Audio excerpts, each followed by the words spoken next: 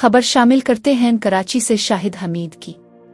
Legal rights forum और women development department ने मुस्लिम add ताउन के साथ इंसानी हुकूक के दिन पर 16 दिनों की एक्टिविज्म की इख्तितामी तकरीब का इनेकाद किया, जो मेहरान होटल में मुनक़िद हुई। दुनिया भर में 25 नवंबर से 10 दिसंबर तक 16 दिनों की एक्टिविज्म मनाई जाती है। प्रोग्राम के आगाज में मैनेजर शीरी एजाज ने की, जिन्होंने इस तकरीब और 16 दिन की एक्टिविज्म की अहमियत पर रोशनी डाली। इस साल भी अक़वाम मुत्तहिदा की थीम के तहत 25 नवंबर को रोशनियों को रोशन करके इसका आगाज किया गया। लीगल राइट्स फोरम और वीमेन डेवलपमेंट डिपार्टमेंट ने इस प्रोग्राम का आगाज जस्टिस रिटायर्ड माजिदा रिजवी और दीगर रोल मॉडल ख्वातीन की कामयाबी की कहानियों से किया।